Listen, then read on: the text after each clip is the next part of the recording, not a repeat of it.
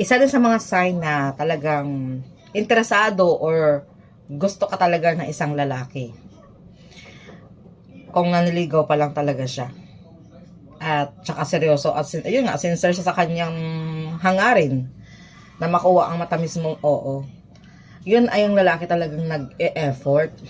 Yun talagang every time talagang gusto kanyang makakausap. Tapos, yung parang kahit saan talaga siya, hindi siya mapakali na hindi kanya i-communicate, tapos nag-update talaga siya kayo kusa. Kasi pag ang lalaki talagang kusang nag-update sa'yo, na hindi ka naghihingi ng update sa kanya, kahit man naniligaw pa lang siya, ibig sabihin talaga yun guys, yung lalaki na yan ay seryoso talaga siya. Na, yun nga, na makuha ang matamis mong oo. Ay, nako.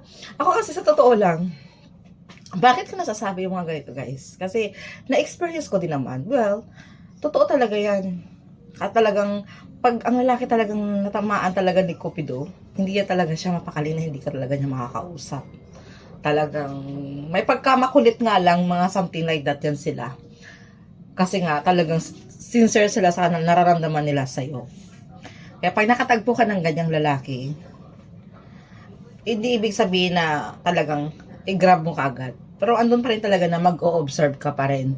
Kasi may iba ding lalaki na sa umpisa lang talaga sila ganon. Pero pag naging kayo na, nawawala na. Yung nag-initiative talaga siya na yung wala kang hinihingi something what sa kanya. Isa din yung sign na ang lalaki ay talagang generous talaga siya. Yung talagang iniisip niya ikaw lagi. Kasi nga, yung kusa siyang mag-o-offer sa'yo, isa din sa mga na-appreciate ko sa isang lalaki. Ayaw ko kasi yung tipong lalaki na ako yung maghihingi sa lalaki. No, kasi hindi talaga ako nanghihingi. Yan lang.